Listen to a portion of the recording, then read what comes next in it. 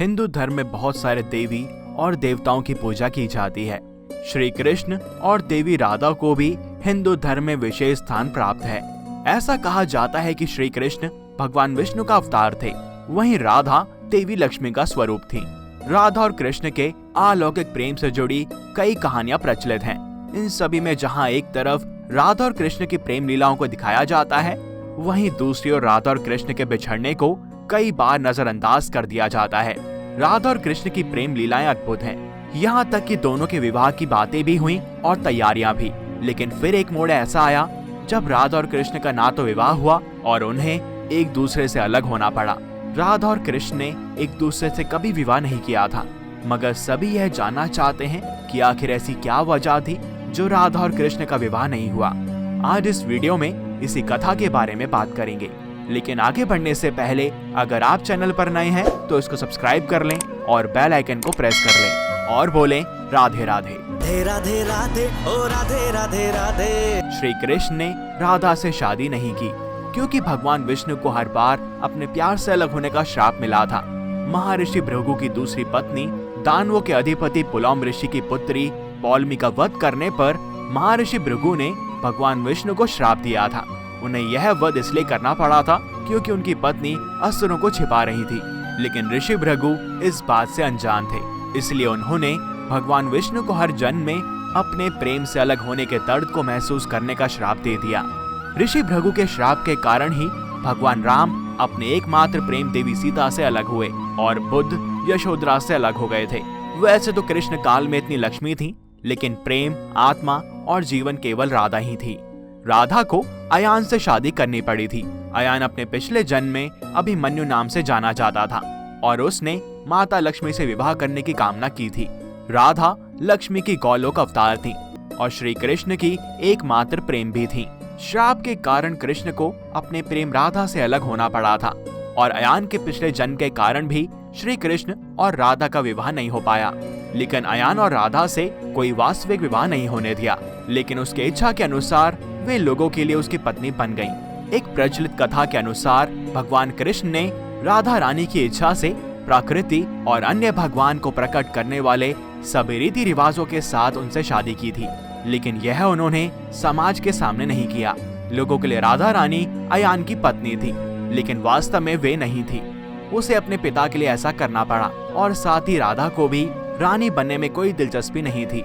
एक और प्रचलित कथा है। एक बार भगवान श्री कृष्ण के परम भक्त श्री धामा जब उनके दर्शन के लिए गोलोक पहुंचते हैं तो वे अपने आराध्य को पुकारते हैं।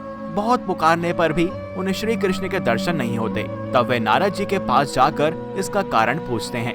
नारद मुनि उन्हें बताते हैं कि आप अधूरा नाम ले रहे हैं। गोलोक में श्री कृष्ण से पहले आपको श्री कृष्ण की प्रेमिका राधा रानी का नाम भी लेना होगा। श्री धामा को नारद मुनि की यह बात समझ नहीं आती है।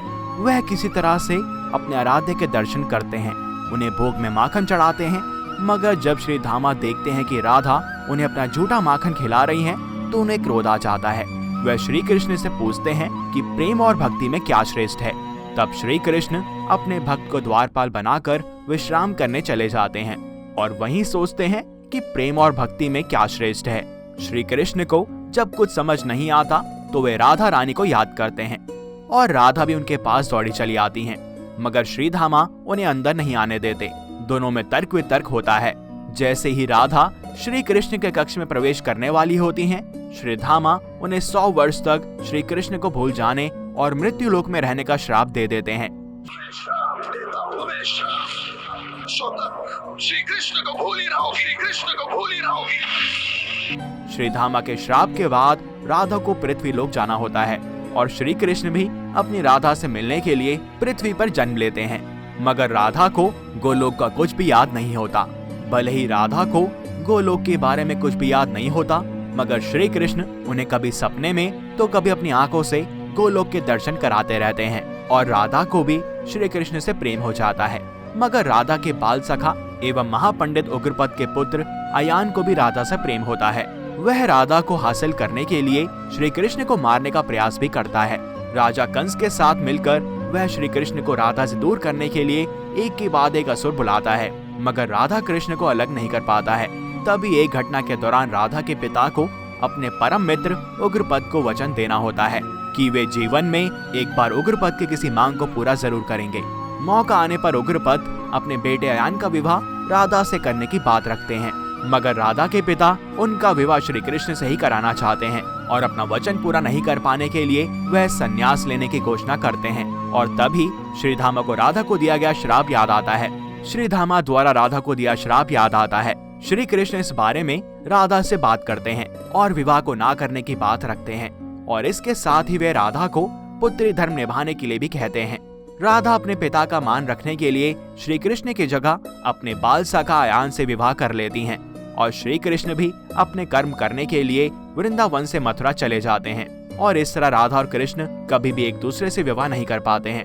पुराणों में श्री कृष्ण और राधा के विवाह ना होने की एक और कथा मिलती है। इस कथा के अनुसार इनका विवाह ना होने के पीछे का कारण गुरु गर्गाचार्य ने श्री कृष्ण को बता दिया था कि वे नंद और यशोदा के पुत्र नहीं हैं और उनके जीवन का मकसद कुछ और है। उन्होंने कहा कि नारद मुनि भी बिल्कुल कृष्ण जैसे गुणों वाले महामानव के आने की तारीख, स्थान और समय की भविष्यवाणी कर चुके हैं। समाज और सृष्टि के विस्तार के लिए उन्हें आभास हुआ कि उन्हें अपना प्रेम त्यागना होगा। श्री कृष्ण ने अपने लोगों के साथ जाने से पहले जमकर गाया और नृत्य किया। हर किसी को पता था कि वह जा रहे हैं, लेकिन राधे थी कि भीतर ही भीतर परम आनंद के एक जबरदस्त उन्माद से सरोवर थी और भावनाओं की सामान्य हदों से कहीं आगे निकल गई थी। वह इतनी ज्यादा भाव विभोर और आनंद में हो गई थी कि अपने आसपास की हर चीज को वे भूल गईं। कृष्ण जानते थे कि राधे के साथ क्या घट रहा है। वे उनके पास गए और उनको गले से लगा लिया और उसके बाद श्री कृष्ण ने अपनी कमर से बांसुरी निकाली और उन्हें सौंपते हुए बोले, राधे, यह बांसुरी सिर्फ तुम्हारे लिए है। अब मैं बांसुरी को भी हाथ नहीं लगाऊंगा। इतना कहकर वह चले गए और इसके बाद श्री कृष्ण ने कभी भी बांसुरी नहीं बजाई। उस दिन के बाद राधे ने कृष्ण की तरह बांसुरी बजाना शुरू कर दिया। राधा कृष्ण का प्रेम अद्भुत है। कृष्ण यह स्पष्ट करना चाहते थे कि सच्चे प्रेम में किसी को हासिल करना जरूरी नहीं होता है। इसलिए उन्होंने राधा के साथ सभी रीति रिवाजों के साथ विवाह किया, लेकिन केवल भगवान और प्रकृति को सबूत बनाकर लोगों के सामने नहीं किया, बल्कि कई कारणों से, जैसा कि मैंने कहा है। राधा और कृष्ण का प्रेम बिना किसी वासना, कामुक इच्छाओं या किसी भी शारीरिक संबंध से शुद्ध था। राधा और कृष्ण का विवाह नहीं हुआ, परंतु वह प्रेम दिव्य और आध्यात्मिक था। वे एक दूसरे के भक्त भी थे। श्री कृष्ण राधा के साथ धरती पर आए थे दुनिया को सच्चे प्रेम का अर्थ बताने के लिए कि प्रेम को किसी रिश्ते, लगाव या किसी भी इच्छा की आवश्यकता नहीं होती है। राधा कृष्ण ने प्रकृति और भगवान को उनके विवाह का प्रमाण बनाया और इस तरह से श्री कृष्ण ने राधा से विवाह किया था और इसलिए हर राधा अष्टमी पर हम सभी रीति रिवाजों के साथ राधा कृष्ण का विवाह कराते हैं। इसलिए आवश्यक नहीं है कि दुनिया के लिए प्यार को कोई नाम दिया जाए। तो बोलो राधे राधे। राधे राधे ओ राधे राधे राधे। इस वीडियो में इतना ही। अगर आपको ये वीडियो पसंद आई हो तो इसे लाइक कीजिए और अधिक से अधिक शेयर कीजिए, जिससे कि हम प्रभु की ऐसी कथाएं ज्यादा से ज्यादा लोगों तक पहुंचा पाएं। साथ ही चैनल को सब्सक्राइब और बेल आइकन को प्रेस करना ना भूलें। मिलते हैं आपसे अगली वीडियो में और भी अद्भुत कथाओं के साथ। तब तक के लिए हरिओम।